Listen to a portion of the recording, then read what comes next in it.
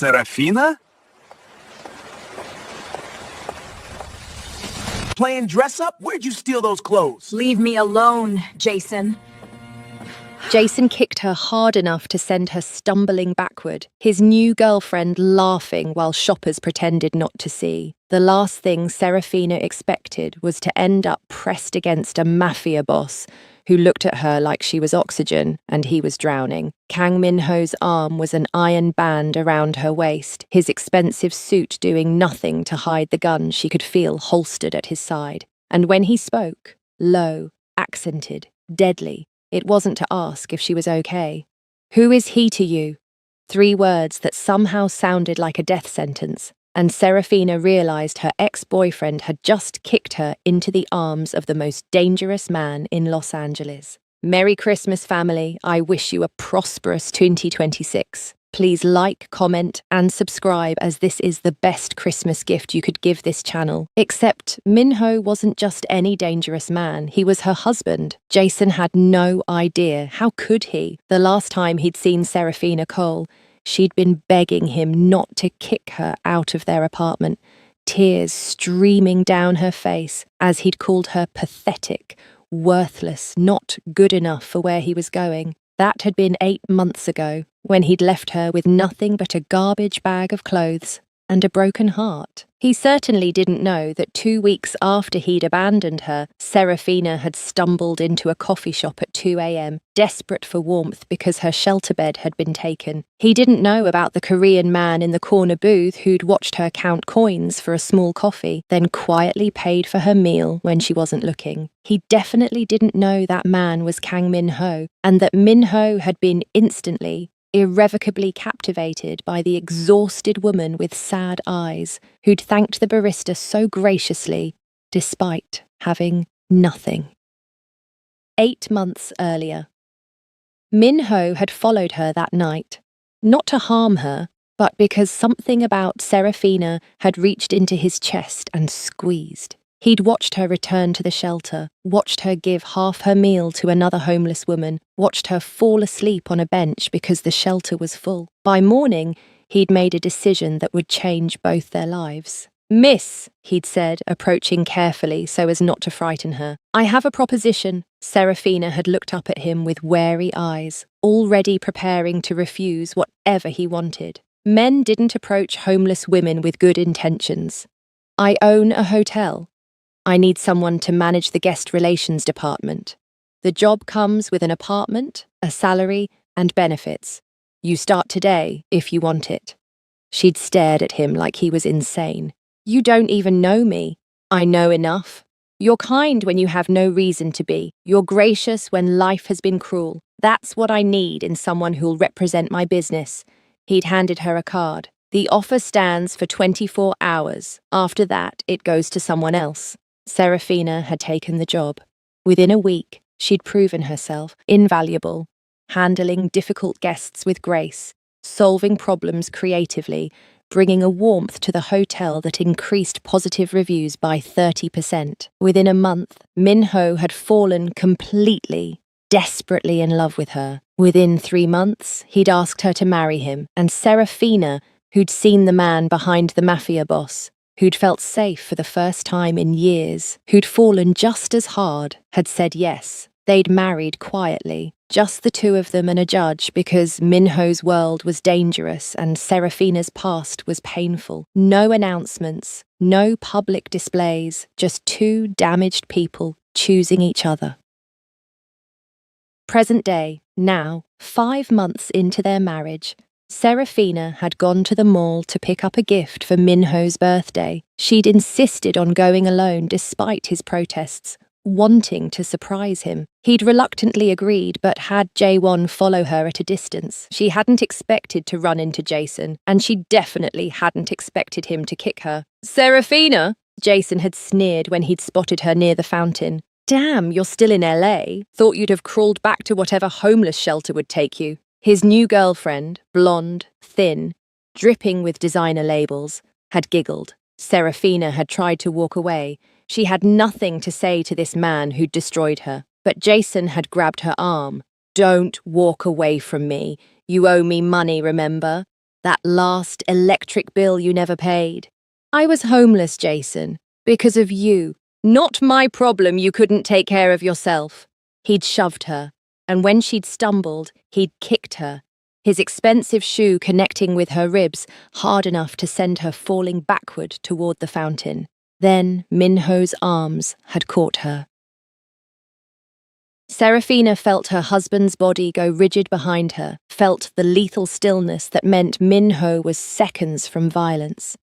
His arm around her waist was trembling with barely contained rage. "Serafina," Minho said softly, his Korean accent thick with fury. "Is this the ex-boyfriend? The one who abandoned you?" She nodded, unable to speak. Jason's face had gone pale as he finally looked at the man holding her, really looked. The expensive suit, the dangerous aura, the way Minho's men were suddenly materializing from the crowd. "Who the hell are you?" Jason tried to bluster, but his voice shook. Minho carefully set Serafina on her feet, keeping her behind him protectively. Then he smiled, and it was the most terrifying thing Serafina had ever seen. "I'm Kang Minho, Serafina's husband." He let that sink in, watching Jason's face drain of color. "And you just assaulted my wife." The mole had gone silent. Shoppers backed away. Jason's girlfriend was already edging toward the exit. I didn't know," Jason stammered. "You didn't know?" Minho's voice was soft, deadly. "You didn't know that you should keep your hands to yourself? You didn't know that you don't kick women, or you didn't know that the woman you threw away like garbage is now worth more than you'll earn in 10 lifetimes. Chaewon appeared at Minho's elbow, phone already out. "Sir, I have the footage. Clear assault. Multiple witnesses." "Good. Send it to our lawyers and to the police. I want charges filed within the hour." Minho turned to Jason, who was now visibly shaking. "You're going to be arrested. Your employer, the law firm downtown, correct, will receive the footage. I imagine they'll terminate you. Your girlfriend will leave you when the money runs out. And every time you think about appealing, dropping charges, or coming near my wife again, remember this moment. Remember that I could have killed you right here, right now, and no one would have stopped me." "Minho," Serafina whispered, touching his arm. "Let's just go. He's not worth it." Minho looked at her, and his expression softened instantly. "Are you hurt? Did he hurt you?" "I'm okay. You caught me. I'll always catch you." He cupped her face gently, completely ignoring Jason now. "I'm sorry I wasn't here sooner. I should have come with you. You would have ruined the surprise. I got your birthday gift." Despite everything, Minho smiled. "You're the only gift I need." He kissed her forehead, then swept her into his arms. "We're going to the hospital. I want you checked for injuries." As Minho carried her toward the exit, security already closing in on Jason, Serafina looked back once. Her ex-boyfriend stood frozen, his new girlfriend gone, his face a mask of shock and regret. He'd thrown her away thinking she was nothing. Now he knew exactly what he'd lost, and exactly how powerful the man who'd claimed her truly was. The hospital visit confirmed what Serafina already knew, just some bruising, nothing serious. But Minho hovered anyway, his hand never leaving hers, his eyes dark with residual fury. "I should have killed him," he muttered for the third time. "You did the right thing. Legal consequences will hurt him more than violence. He put his hands on you, he kicked you, in public, like you were nothing."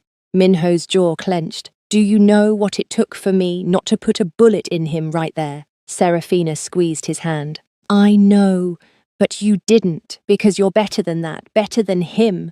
"I'm not better, Serafina. I'm a criminal. I've killed people. The only reason Jason's still breathing is because you asked me to let it go. And you did, because you love me more than you love violence." She pulled him closer. "That makes you better, Minho. At least to me." He buried his face in her neck, his arms careful around her bruised ribs. "I love you so much it terrifies me. When I saw him kick you, when I thought you might hit that fountain and crack your head open, His voice broke. I can't lose you. You won't. I'm right here. Serafina ran her fingers through his hair. I'm safe because of you. Always safe because of you. That night, at their penthouse, Minho was impossibly gentle with her. He helped her shower, applied ointment to her bruises, held her like she was made of glass. Stop treating me like I'm fragile, Serafina finally said. I'm not going to break. You could have, if I'd been 1 second later, but you weren't. You caught me. You always catch me, Minho.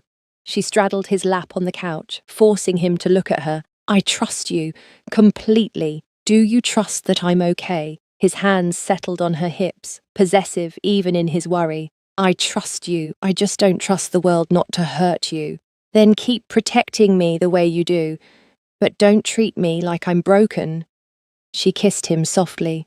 I was broken when you found me. You helped me heal. Now I'm strong enough to handle bruises. Minho's eyes darkened with emotion. You're the strongest person I know, and the most beautiful, and completely, utterly mine. Completely, utterly yours, she agreed, and kissed him until the fear in his eyes turned to heat. The next morning, Serafina woke to news alerts on her phone. Jason had been arrested, his assault charge plastered across social media thanks to the viral mall footage. His law firm had issued a statement terminating his employment. His girlfriend had posted about being so done with losers. Jason's life was imploding, exactly as Minho had predicted. Don't feel guilty, Minho said, reading her expression over breakfast. He did this to himself. I don't feel guilty. I feel relieved, like a chapter finally closed. Serafina sipped her coffee. He can't hurt me anymore. He has no power over me. He never should have had power over you in the first place. Minho reached across the table to take her hand. But I'm glad you feel free of him. You deserve to move forward without his shadow hanging over you. I have moved forward. I married you, didn't I? His smile was devastating. Best decision you ever made. Second best. First was taking the job you offered. I'm still not convinced that wasn't divine intervention. What were the odds I'd walk into that coffee shop the exact night you needed help? Maybe we were meant to find each other, Serafina said softly. Minho brought her hand to his lips. I don't believe in fate, but I believe in you, and I believe that I'll spend the rest of my life being grateful I found you. 3 days later, the threats started. The first was a note slipped under their penthouse door. She isn't safe. Neither are you. Minho immediately tripled security. The second threat came via email to Serafina's work account. The Mafia King's wife. How much is she worth? It's Jason, Serafina said, though her voice shook. He's trying to scare us. Jason's in jail awaiting trial. He can't send physical notes. Minho studied the paper, his expression grim. Someone else is targeting you, someone who knows about us. Jaewon entered the penthouse looking worried. Sir, we identified the email's origin. It came from a cyber cafe downtown, but the user paid cash. No ID required.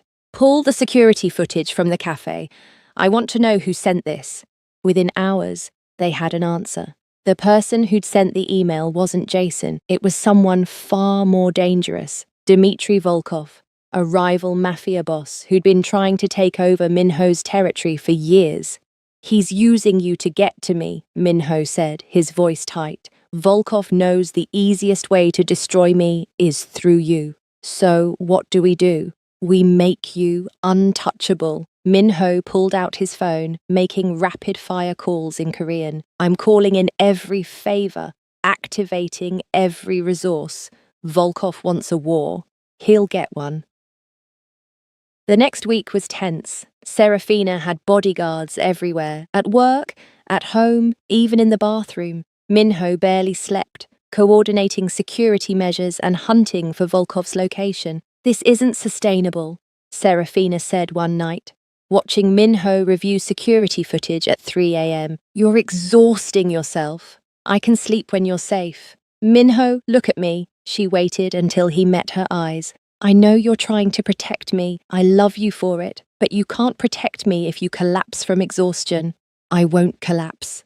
You're human, not a machine. Come to bed. Your men are on duty. The building is locked down. Nothing's getting to me tonight except you. Reluctantly, Minho let her pull him to bed, but he held her tightly, and Serafina knew he wouldn't truly rest until Volkov was dealt with. The attack came on a Thursday. Serafina was leaving work, surrounded by guards, when a van screeched to a stop beside them. Armed men poured out and chaos erupted. Gunfire, screaming, her guards returning fire while trying to shield her. She felt a sharp sting in her neck. Then everything went blurry. The last thing she heard was J1 shouting her name before darkness claimed her. Serafina woke in a concrete room, hands zip-tied to a chair. Her head pounded, and her mouth was dry. Across from her sat Dmitry Volkov, a scarred, cold-eyed man who smiled when he saw her awake. Mrs. Kang, finally. Your husband is very protective of you. Getting past his guards cost me 6 men. Minho will kill you for this, Serafina said, forcing strength into her voice. Perhaps. But first, he'll suffer. He took my territory, killed my brother, cost me millions. Now I'll take what he values most. Volkov leaned forward. You. I'm not a thing to be taken. No, you're leverage, and you're going to help me destroy Kang Minho. Meanwhile, Minho was tearing the city apart. When J1 had called to report the abduction, Minho had gone cold with a rage so profound it terrified everyone around him. Find her, he'd said quietly. I don't care what it costs. Burn every building, question every contact, offer any price. Find my wife. His men mobilized immediately. Minho personally interrogated Volkov's known associates, and his methods were not gentle. Within 6 hours, he had a location, an abandoned factory on the outskirts of LA. It's obviously a trap, Chaewon warned. Volkov wants you to come. Then I'll give him what he wants. Minho loaded weapons with methodical precision, but he won't survive the meeting. At the factory, Volkov received word that Minho was approaching with a small army. He smiled at Serafina. Your husband is predictable. He's walking into an ambush. You're the one who's predictable, Serafina shot back, working subtly at her restraints. Minho doesn't walk into traps. He sets them. Brave words for a hostage. I'm not afraid of you. My husband is Kang Minho. You're already dead. You just don't know it yet. Volkov's smile faded. We'll see who's dead by morning.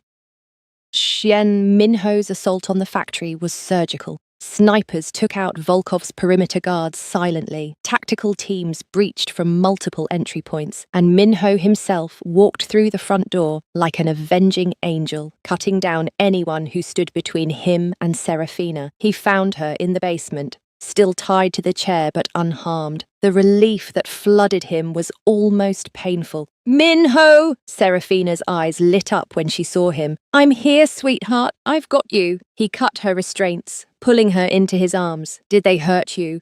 No, I'm okay. But Volkov is surrounded upstairs with nowhere to run. My men have the building locked down. Minho cupped her face, checking her over frantically. I thought I lost you. When Jaewon called, when I realized you'd been taken, I'm okay. You found me. I knew you would. He kissed her desperately, pouring all his fear and relief into it. I love you, God, Serafina. I love you so much. I love you too. Now let's get out of here. Upstairs, Volkov realized his mistake too late. Minho's forces had decimated his men, and he was cornered in his own trap. When Minho emerged from the basement with Serafina safe in his arms, Volkov knew he'd lost. This is over, Minho said, his voice deadly calm. You threatened my wife. You abducted her. You declared war on me. Those mistakes end tonight. You can't kill me. I have connections. Protection. You had connections. Past tense. I spent the last 6 hours destroying them all. Minho nodded to Jae-won, who produced a file. Your accounts are frozen. Your allies have turned. Your organization is in shambles. You're alone, Volkov, just like you made my wife feel. Volkov lunged for a hidden weapon, but Minho was faster. A single shot, clean and precise, and Volkov crumpled to the ground. Minho didn't spare him another glance. He turned to Serafina, his expression softening. Let's go home. The penthouse felt different when they returned. Minho refused to let Serafina out of his sight, following her from room to room like a shadow. When she showered, he waited outside the bathroom door. When she tried to sleep, he held her so tightly she could barely breathe. Minho, I'm okay, she whispered into the darkness of their bedroom. You were taken from me, drugged, tied up, threatened. His voice was raw. I'm not okay, Serafina. I won't be okay for a long time. She turned in his arms to face him. Even in the dim light, she could see the haunted look in his eyes. But you got me back. I'm here. I'm safe. This time. But what about next time? What if... She kissed him, cutting off the spiral of fear. There won't be a next time. Volkov is dead. His organization is destroyed. You made sure of that. There will always be another Volkov, another threat. My world is dangerous, Serafina, and you're in it because of me. He pulled back, his expression anguished. Maybe you should leave. Go somewhere safe, somewhere far from me and my enemies. Serafina's heart clenched. Are you asking me to leave you? I'm asking you to save yourself. From what? From you, from the man who's loved me, protected me, given me everything. She cupped his face, forcing him to look at her. I'm not leaving you, Minho. Not now, not ever. We're married. That means something to me. It means something to me too. It means I should put your safety above my selfishness. It's not selfish to want me to stay, and it's not selfless to push me away. Serafina's voice turned fierce. I chose you, Minho. I chose this life. Yes, it's dangerous. Yes, there will be threats. But I'd rather face them with you than be safe and alone without you. Minho's control finally cracked. He kissed her desperately, his hands tangling in her hair, his body pressing her into the mattress. I can't lose you, he gasped between kisses. I can't. You're everything to me. Then stop trying to send me away. She wrapped herself around him, needing him as badly as he needed her. Keep me close. Love me. Let me love you back. The next morning, Serafina woke to Minho, already dressed, on the phone speaking rapid Korean. When he saw her awake, he immediately ended the call. Sorry, I didn't mean to wake you. What's going on? Minho sat on the edge of the bed, his expression carefully neutral. Jason's trial is today. The assault charges from the mall. The prosecutor called. They want to know if you're willing to testify. Serafina's stomach tightened. She'd been avoiding thinking about Jason, about having to face him again. Do they need me to? Don't they have the video? They have enough evidence to convict without your testimony. But if you want to face him, to have your say, this is your chance. Minho took her hand. I'll support whatever you decide. If you want to testify, I'll be there. If you want to let the evidence speak for itself, that's okay too. Serafina thought about it. Part of her wanted to hide, to let Jason fade into her past without confrontation. But another part, the part that had survived homelessness and heartbreak, wanted him to see how far she'd come. I want to testify, she said. I want him to hear from me exactly how much he didn't break me. Minho's smile was proud. Then we'll go together. The courthouse was packed. Jason's assault had become a minor media sensation. Ex-boyfriend attacks woman, doesn't know she's married to powerful businessman, read one headline. Minho kept Serafina close as they navigated through reporters and cameras. In the courtroom, Jason looked smaller than she remembered. Gone was the arrogant man who'd kicked her.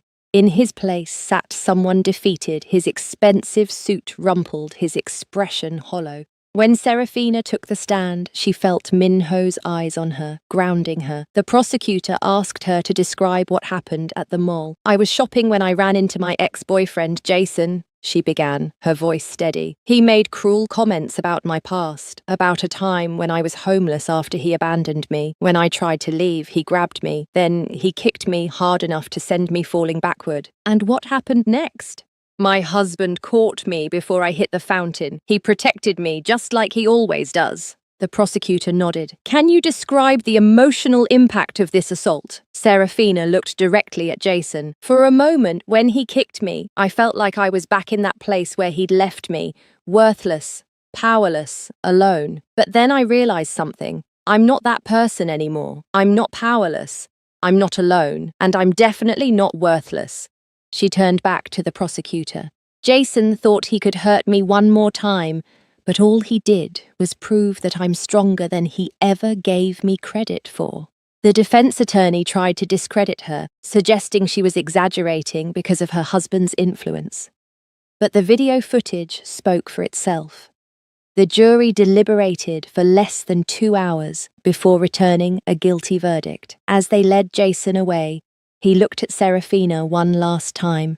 "I'm sorry," he mouthed. She didn't respond. He didn't deserve her forgiveness, and she didn't need to give it to heal. Outside the courthouse, Minho wrapped his arm around her waist. "You were incredible in there. Strong, composed, honest." "I meant what I said. I'm not that broken woman anymore. You helped me see that.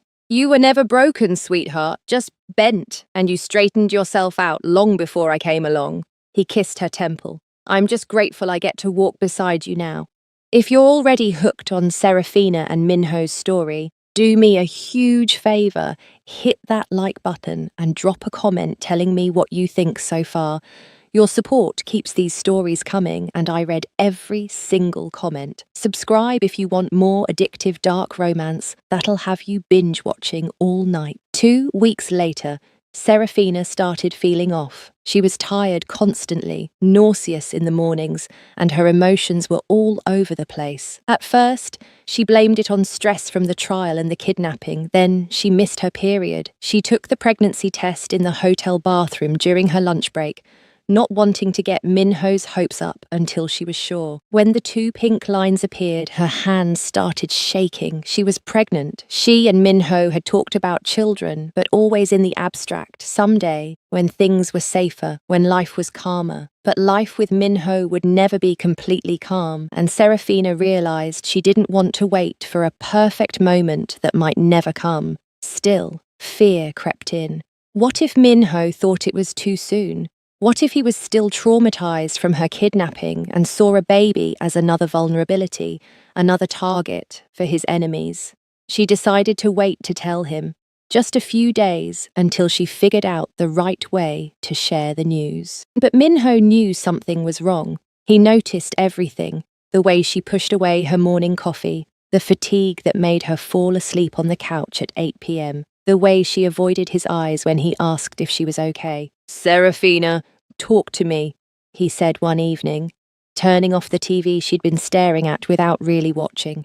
"You've been distant for 3 days. If you're still upset about the trial, or if you're having nightmares about Volkov—" "I'm pregnant," the words tumbled out before she could stop them. Minho froze, his eyes going wide.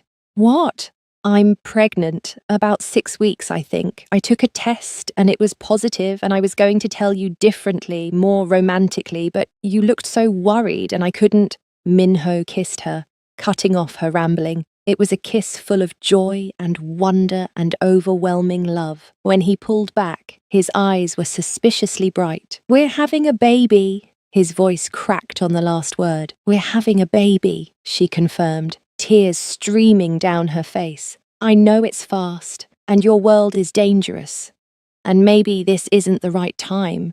There's no such thing as the right time. There's just time, and we'll make it right together." He placed his hand gently on her still flat stomach. "A baby.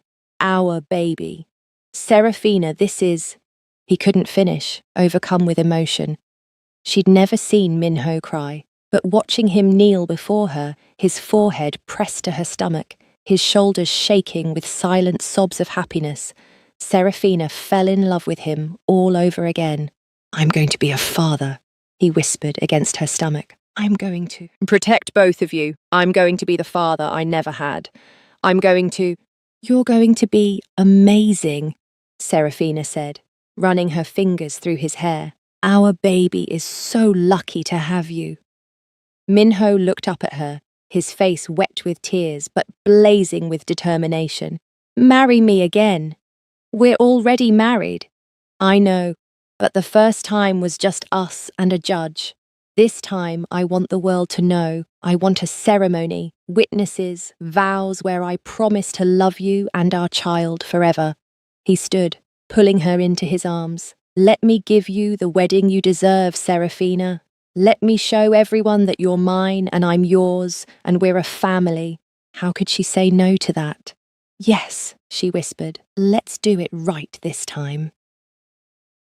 And Minho didn't do anything halfway. Within a week, he'd planned an intimate ceremony at the hotel where they'd first met, the place where he'd offered her a job and a future. The guest list was small: Chaewon, Shanice, a few of Minho's trusted men, and Serafina's foster sister flown in from Atlanta. The rooftop garden where they'd held their first wedding was transformed with thousands of white flowers. As Serafina walked toward Minho in a flowing white dress that accommodated her tiny baby bump, she felt like she was floating. Minho waited for her under an arch of roses, wearing a traditional Korean hanbok that made him look like a prince from a fairy tale. When she reached him, he took her hands, his eyes never leaving hers. The officiant began, but Minho interrupted. "I have something to say first." He turned to face their small gathering of loved ones. 8 months ago, I walked into a coffee shop and saw a woman counting coins for a cup of coffee. She had every reason to be bitter, angry, hardened by life, but instead she was gracious, kind, beautiful inside and out. I fell in love with her that night, even though I didn't realize it yet. He looked back at Serafina, his voice thick with emotion. "Serafina Cole, you saved me. I was so focused on building my empire, on being strong and feared, that I forgot how to be human. But you saw the man underneath the monster. You chose me even when you knew the darkness I carried. You loved me when I didn't think I deserved love." Tears streamed down Serafina's face as he continued. "Now you're carrying our child, and I'm terrified. Not because I don't want this, but because I want it so much. I want to be the husband you deserve and the father our baby deserves. I want to give you both a life full of love and safety and happiness. And I promise you, here in front of everyone who matters, that I will spend every day of my life trying to be worthy of you." Serafina was openly sobbing now. "Minho, you don't have to try to be worthy. You already are. You're the man who saved me when I had nothing, who saw value in me when I couldn't see it in myself, who protected me, cherished me, loved me unconditionally." She placed his hand on her stomach. "You're going to be an incredible father because you already know how to love fiercely and completely. Our baby is so blessed to have you." They exchanged new rings, hers with diamonds that sparkled like stars, his engraved with the date they'd first met. When the officiant pronounced them husband and wife again, Minho kissed her like it was the first time and the last time and every time in between. The reception was joyful. Shanice gave a tearful speech about watching her best friend go from homeless to happily married. Jaewon, surprisingly emotional, toasted to the woman who tamed the untamable Kang Min-ho. But the moment that made Serafina's heart fullest was watching Min-ho dance with her, one hand on her waist and the other protectively cradling their baby. "I can't believe this is my life," she whispered. "Believe it. You're stuck with me now, Mrs. Kang. Forever." Forever sounds perfect. 6 months later, Serafina waddled into the penthouse after her final day of work before maternity leave. Minho had transformed one of the spare bedrooms into a nursery that looked like something from a magazine. Soft greys and whites, a hand-carved crib from Korea. Enough security features to rival Fort Knox.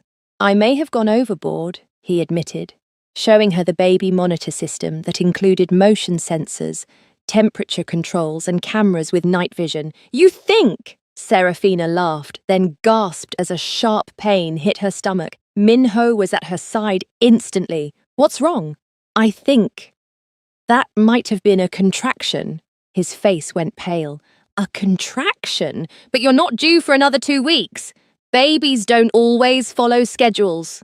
Another contraction hit, stronger this time. Minho, I think it's time. What followed was controlled chaos.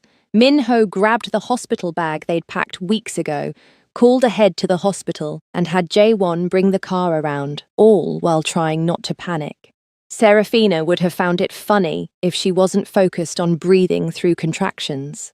The drive to the hospital was the longest and shortest of Minho's life. He held Serafina's hand, coaching her through breathing exercises he'd memorized from pregnancy books, silently praying to every god he could think of to keep both his girls safe. 14 hours later, at 6:47 a.m., their daughter was born. She came into the world with a full head of black hair and a cry that could wake the dead. The nurses placed her on Serafina's chest, and time seemed to stop. She's perfect, Serafina sobbed, touching her daughter's tiny fingers. Minho stood frozen beside the bed, staring at his daughter like he'd been struck by lightning. When the nurse asked if he wanted to cut the cord, he nodded mutely, his hands shaking. Mr. Kang, would you like to hold her? The nurse asked after they'd cleaned and weighed the baby. Minho looked terrified. I don't know how. What if I drop her? You won't drop her, Serafina said gently. Trust yourself. The nurse placed the tiny bundle in Minho's arms, and something in him fundamentally shifted. He looked down at his daughter, at her perfect little face, her tiny rosebud mouth, her fingers that wrapped instinctively around his thumb, and fell completely, irrevocably in love. Hello, Mayra, he whispered, using the name they'd chosen. It meant beautiful in Korean. I'm your father, and I promise you, nothing will ever hurt you. I'll protect you with my life. I'll love you forever, you and your mother. You're my entire world. Serafina watched through tears as Minho, dangerous, ruthless Kang Minho, transformed into a father right before her eyes. He was so gentle with Mayra, so tender, so completely captivated. You're a natural, she said softly. She's so small, so fragile. How do people do this without having a heart attack? But he was smiling, that rare, genuine smile that Serafina loved. You'll figure it out. We both will. The first few weeks of parenthood were exhausting and exhilarating. Minho refused to let anyone else help. Not nannies, not night nurses, just him and Serafina, figuring it out together. He changed diapers with military precision, learned to swaddle better than the hospital nurses, and could soothe Mayra's cries faster than anyone. I thought you'd hire help, Serafina said one night, as Minho rocked their daughter back to sleep at 3 a.m. Why would I outsource the best part of my life? He looked down at Mayra, his expression soft. I missed so much of my own childhood being raised by strangers while my parents built their business. I won't do that to her. She'll know her father loves her, not just in theory, but in action. Serafina's heart melted watching him. This was the man people feared, the Mafia boss who controlled a criminal empire, singing Korean lullabies to their baby at dawn.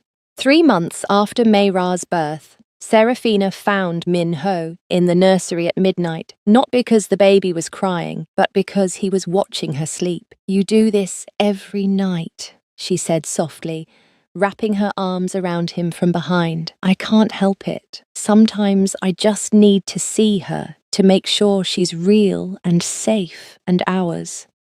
He turned to face Serafina. Do you ever think about how different our lives could have been? If I hadn't walked into that coffee shop, if you hadn't taken the job I offered. Sometimes, but then I look at what we have now, and I can't imagine any other life. Neither can I. He pulled her close, careful not to wake their daughter. You gave me everything, Serafina. A reason to be better, a home, a family. I don't know what I did to deserve you, but I'll spend the rest of my life being grateful. You saved me first, remember, when I had nothing. When I was nobody. You were never nobody. You've always been extraordinary. I just got lucky enough to see it first. They stood together in the dim glow of the nightlight, watching their daughter sleep, and Serafina thought about the journey that had brought them here, from a homeless woman and a mafia boss to husband and wife to parents. It shouldn't have worked. On paper, it was impossible, but love had never been about logic. It was about two broken people finding each other and choosing every single day to heal together. 1 year later, the hotel's anniversary gala was in full swing. Minho had insisted on hosting it, wanting to celebrate the place where his life had changed. Serafina worked the room in a stunning emerald dress, greeting guests and managing crises with the same grace she'd shown from day one. Minho watched her from across the ballroom, Mayra sleeping in his arms despite the noise. Their daughter was 15 months old now, walking and babbling and completely ruling his heart. Your wife is remarkable, Jaewon said, appearing beside him. The hotel's success has tripled since she took over guest relations. She's remarkable at everything she does, Minho agreed. Best decision I ever made, offering her that job. You mean marrying her? That too, but if I hadn't offered the job, I never would have gotten close enough to marry her. He adjusted Mayra in his arms. Sometimes I think about how close I came to walking past that coffee shop that night, 5 minutes earlier or later, and I might have missed her entirely. Fate has a way of bringing the right people together, Minho smiled. Maybe I just got incredibly lucky. Across the room, Serafina caught his eye and smiled, that radiant smile that still made his heart skip. She excused herself from the conversation she'd been having and made her way to him. She's still asleep? Serafina asked, stroking Mayra's hair. Out cold. She had a busy day terrorizing the hotel staff. She's your daughter. Terrorizing people is in her genes. Serafina leaned against him. Thank you for this. For everything. For the job. The love. The life. For being you. Thank you for seeing me. The real me, underneath everything else. He kissed her softly, mindful of their sleeping daughter between them. I love you, Serafina Kang. I love you too, Minho, always. Later that night, after the gala had ended and Mayra was tucked into her crib, Minho and Serafina stood on their penthouse balcony, looking out over the city. The Los Angeles skyline glittered like diamonds, and somewhere out there was the fountain where it had all begun. Do you ever regret it? Serafina asked, catching me that day, everything that came after. Minho pulled her close, his arms wrapping around her waist. Regret finding the love of my life. Regret having a daughter who makes every day brighter. Regret being happier than I ever thought possible. He turned her to face him. Serafina, if I could go back in time, the only thing I'd change is finding you sooner. We found each other exactly when we were supposed to. You needed to build your empire first. I needed to learn my own strength. And when we finally met, we were both ready. You're right. We were ready. He kissed her forehead. And now we're ready for whatever comes next. Together. Always together, she agreed. They stood there in comfortable silence. Two souls who'd found each other against all odds, who'd built a love strong enough to weather storms, danger, and doubt. From the ruins of Serafina's broken past and Minho's violent present, they'd created something beautiful, a family, a future, a forever. And somewhere in the night, Jason was still living with the consequences of throwing away the most precious thing he'd ever had. But that was his burden to bear, not theirs. Serafina and Minho had moved on, moved forward, moved into a future so bright it took their breath away. Because sometimes the worst moments of your life lead you exactly where you need to be. Sometimes getting kicked while you're down means falling into the arms of someone who'll never let you fall again. And sometimes, against all logic and reason, love really does conquer all. The end. And that's Serafina and Minho's complete journey from a mall encounter to forever. If this story had you feeling all the emotions, show some love by smashing that like button. It truly helps this channel grow. Drop a comment and tell me your favourite moment, whether it was the courthouse testimony, the vow renewal, or baby Mayra stealing the show. And if you're not subscribed yet, what are you waiting for? Hit that subscribe button so you never miss another epic love story.